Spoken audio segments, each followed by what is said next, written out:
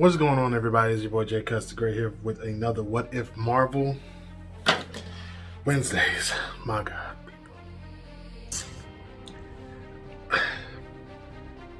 Looking at this episode,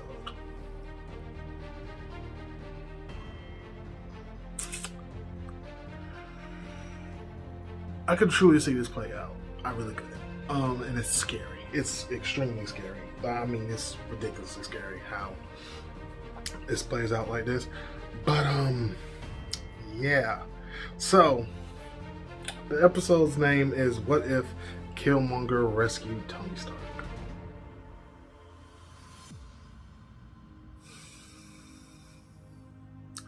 Boy.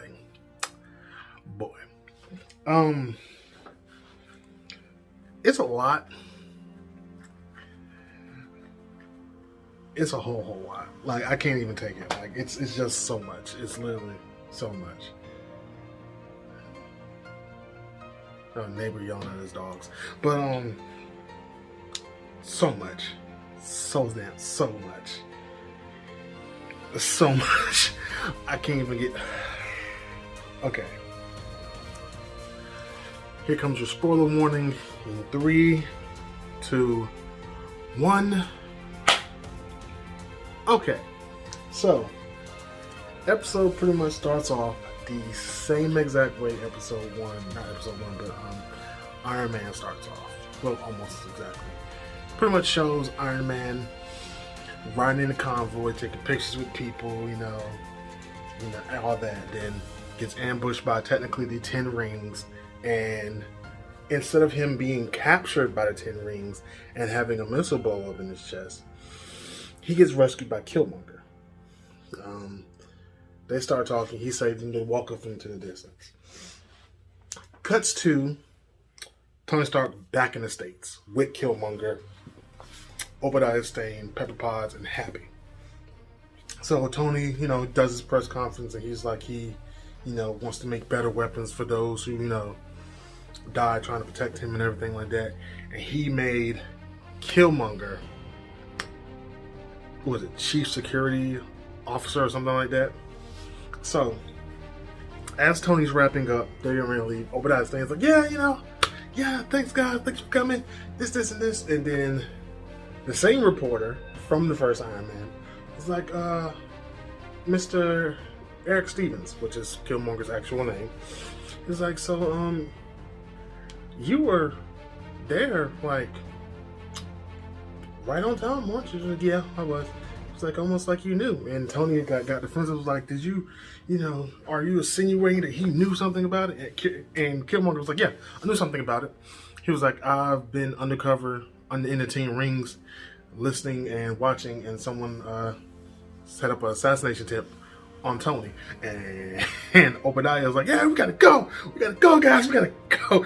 And Killmonger was like, no, we ain't gotta go nowhere. We can just now. He presses a button, and it shows like everything, like wire transfers, calls, documents, everything about Obadiah Stane trying to get Tony Stark killed so he can take over the company. So off the gate, boom, Obadiah Stane's out of the way, because now he's going to jail for life for attempted murder or plotting with terrorists or something like that. And that doesn't go down in the United States. So cuts to party afterwards. Tony's drinking, of course, and he promotes Killmonger again to COO. And Pepper is like, that's a bit much, don't you think? And even Killmonger's like, yeah, that's a bit much. I'm a fighter, not a builder. And Tony's like, well, yeah, that's what I need. He's like, I'm a thinker, you're a fighter, take action and stuff like that. So it's like, all right, cool. So Pepper Potts goes out on the balcony, and Rhodey's there. And she asked Rhodey, any dirt on him or anything like that. And he was like, no, the guy's pretty much squeaky clean, went to MIT, service, this, and this. And Rhodey's like, well, what are you looking for? And he was like, Pepper was like, normally someone who hangs out with Tony Stark or does something for Tony Stark is looking for something in return. He was like, well, he has nothing he wants in return. She was like, that's the damn point. He was like, that's the damn point. So it cuts to Killmonger and Tony in his lab. and they're talking about tech and stuff. So Killmonger, you can see it on his face, you can see it on his damn face. So Killmonger does this whole ploy and winds up getting Tony to build him a robotic automated army based off Killmonger's previous designs when he went to MIT.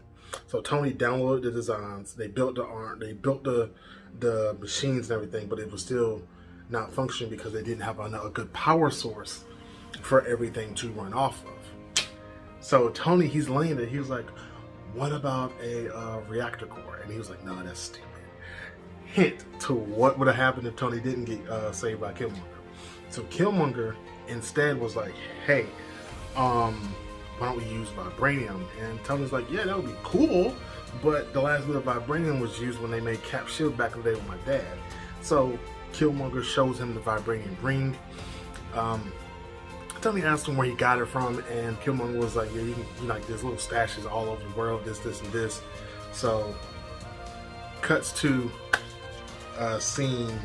Well, no, they're like, "Well, we need a whole lot," and Killmonger was like, "Well, I believe, like, I know." Tony was like, "I believe I know a guy," and it cuts to Pepper's like, "What is it?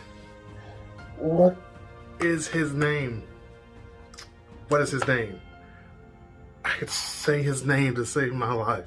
I could say his name to save my life, but I cannot say it right now. This is gonna bother the god of me. It really is." Shut up, phone. Shut up, watch. Oh man, this is gonna bother me. Stop. This is gonna bother me. Stop! Damn it. What is his name? Ulysses Claw. Thank you. I could not get that out of. I could not bring it out. So they were like, and Pepper was like, "You cannot go to Ulysses Claw." And Tony was like, "Well, why not?" And she was like, "Well, that's dealing with the black market. You know, our company can't take that." And Killmonger was like, "That's very true." And she was like, "What? You agree?" And he was like, "Yeah." The boys were like, "Get rid of that, and you'll lose budget and everything." And that's them.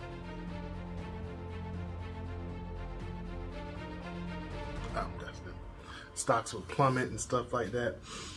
So they were like, "But we would have to send someone with diplomatic immunity. This." So they send Rhodey. And Tony's like, "Yeah, we can see Rhodey." And then Killmonger's like, "Yeah, I agree." So cuts to Rhodey talking to Claw, and Claw does this. Claw is just Claw, so no matter how you see him, it's just wonderful. So like he's talking to Rhodey, and he's like, "Oh, and he's like, "This guy's gonna talk you to death. Just ask." Killmonger's just talking to Rhodey and through an earpiece. He's like, "This guy's gonna talk you to death. Just ask to see merch." He's like, "Yeah, can we just hurry up and see the merch?" And like, Claw's like, "Oh, skipping foreplay, I see. I like that." I'm like, what is wrong with this man? So he pulls out a Dora Milaje and a spear, and he was like, "This is worth $10 million." And Rose was like, "Please." Tony has spent $10 million on a Tuesday in Vegas. He's like, "Okay, so I know you're really buying." So he just shows him like all the vibranium. And Rhodey was like, "Where did you get this?" And next thing you know, boom, power. And everybody's like, "What the hell's going on?" And Rhodey's calling Killmonger. Killmonger's not showing up or answering. So next thing you know, Claw backs off into the darkness. And it's crazy because as Claw backs off in the dark, all you see is like a figure knocking people out. People unloading bullets, knocking them out, knocking them out, knocking them out, knocking them out, knocking them out, knocking them out, knocking them out. So finally lands. We see is actually T'Challa, the Black Panther. So he knocks out the last person and goes and walks up on Rhodey. Rhodey shoots him, but he doesn't attack Rhodey. He was like, "We don't have any problems with you, General. Let us take the vibranium back to where it belongs, and we'll be out here. We won't even worry about this. We'll just overlook this." And next thing you know, Rhodey and T'Challa are attacked by a sonic weapon, and it's Killmonger. It's the same sonic weapon that was used in the first Iron Man, but it was an actual gun and it wasn't miniaturized like Obadiah Stane did. So they used that to weaken. No, he used it to completely kill Black Panther. And then he took his claws, and then he was talking to Rhodey, and Rhodey was like, "Why are you doing this?" He was like, I forgot what he said. He was like, "Why would you work for the person who's oppressed the people?" And Rhodey said this, and he was like, "You have to make change from within." And then he kills Rhodey, and then disappears. So now, Wakanda thinks Rhodey killed Black Panther, and the United States thinks Black Panther killed Rhodey. So now it's full-fledged war. So Killmonger shows back up to Tony. He sees the news and everything like that. And he's like, "Well, we got everything we need." And Tony's like, "Do we have everything we need?" He's like, "Well, you're in charge." He was like, "Am I in charge?" Like, your name's on the building. So come to find out, Jarvis was watching everything. So Jarvis pretty much got all of it in clips. And pretty much it was crazy because he was like, "What, you gonna..." And Jarvis locked the whole building down. So Killmonger's like, "What, you gonna fight me?" He's like, "You haven't lifted your finger in anything." He was like, "You better start getting Pepper down here to kill me." He was like, "Oh, no. I don't want justice. I want..." He was like, "I don't want..." What did he say? He just said he wants justice, and summons out a complete version of the armor that Killmonger had designed. And he was like, "I melted down that ring and used it." So now Killmonger's fighting the robot he's designed. So now he takes care of the robot with the Doors, Elijah, and the spear, and then stabs Tony to the wall and kills him.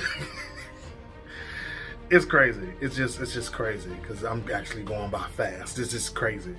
So kills him. Then he takes off his shirt, does an extra mark, and everything like that. Does an extra mark, everything like that. Then it cuts to Killmonger, Pepper, and Thunderbolt Ross in the same room. And they were like, "Yep, it's a George Elijah Spear. This was an assassination attempt. It's time to go out to war." And Pepper is like the only one using her head, and she was like, "It's kind of weird that we lose Rhodes, to Prince T'Challa, and Tony Stark, and you're the only one that's in the center of all this." And he was like, "What you saying? I say."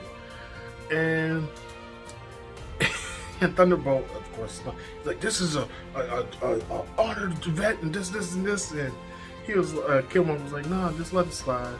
And Tony was real tight. I was like, "Oh, nigga throwing shade." So,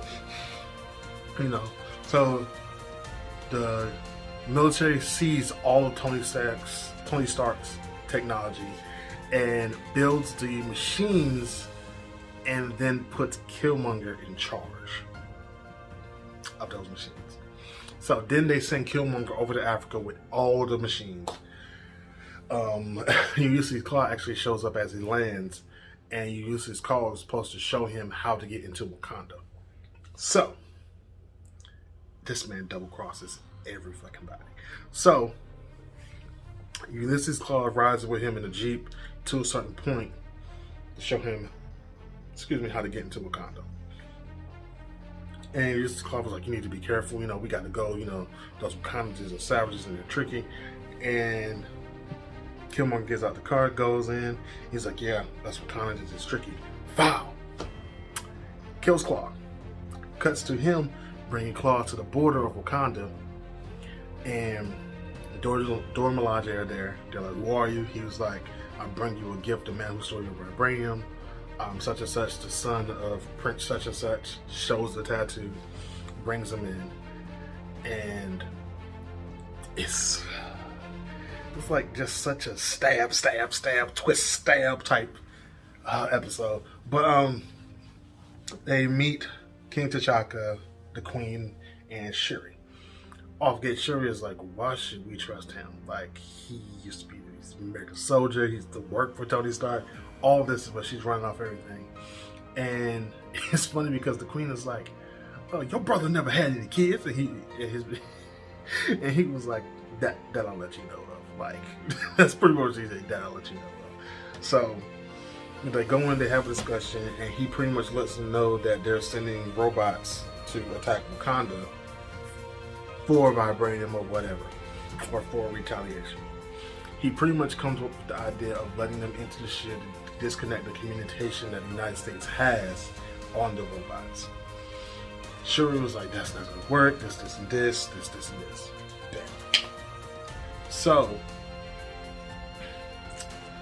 it comes a time where King T'Chaka is talking to his wife, and he was like, what do you say, General? Come find out, she is the leader of the Dora Milaje. She's out there, hat and all, suited up, ready to fight. So they let the robots in, and then the shield, as the robots are coming in, they finally lower the shield, and they actually lose communication. So Shuri's like, okay, it actually worked. All right, cool. So it's crazy because this man just double-crosses everything. So he set up a dual responder in the robots after a click to just reactivate and go back into it. So Killmonger reactivates the robots. They start attacking, and it's crazy because Shuri's like, this is not possible. And Killmonger's like, Tony Stark, he must have put in the dual responder. And she was like, why would he do that? That man was a villain. I was like, really? Even Shuri was like, really, dude? A villain? Really? But he jumped down, joined in the fight. They was helping taking everybody out. He saved Okoye and pretty much made himself look like a hero. But before everything was completely done, he went to the robot that had the dual responder in it and stabbed it in the chest to destroy the dual responder. That way, when they salvage it, they can't find the dual responder because it's completely destroyed, and they wouldn't know what it was except for another part. So, after everything, it cuts to Killmonger standing on the mountain looking at the sunset, and King T'Chaka coming out and was like, is it everything you dreamed for in the distance of this? And he's like, yes, at past expectations. And he was like, your father, he said your father and my son would have been proud, this. And Killmonger is like, I'd live to serve Wakanda. After that, you see him, this will make you the Black Panther. They're serving him the heart-shaped herb. And then he's laying down in the sand, and he comes to, and he's in the spirit realm where all the Black Panthers go. And you see a Black Panther in the tree come down and say, what have you done? And it's T'Challa. And he was like, I'm liberating the people, this, and this. T'Challa was like, at what price, though? He was like, violence begets violence, this, and this. Pretty much everything that, they were talking about in the first Black Panther movie. So, then it cuts to Thunderbolt Ross and Pepper. So, Thunderbolt Ross is walking down the hallway with Pepper, and he's like, he wants, 60 or 600 Jericho missiles pointed at Wakanda. And Pepper was like, that's kind of obsessive for you to shoot missiles at some place we can't find. And he was like, there won't be a problem at that anymore. So she doesn't sneak off. She branches off and goes to her office. And Shuri's in the office. And she's like, how did you get in here? So she was like, well, you're not crazy, Miss Pepper, or Miss Potts, or whatever. So she shows him the hologram where Killmonger killed Tony Stark and killed Black Panther and Rhodes and everything like that. So she was like, I knew it. And then Shuri was like, yeah, I knew it too. It's just Tony Stark was a genius, but he wasn't the only one. So they was like, now we have evidence, but neither one of the sides wants to actually go off of, because everyone sees him as either captured or a hero. So they were like, now we need to do something, and the episode ends like that. So yeah, this is a dope episode. I love the episode. Really, really stab in the back episode. It's just one of those stab in the back episodes. But thank you guys for watching. Thank you guys for staying tuned. Stay true, stay savage, people, and I'm out.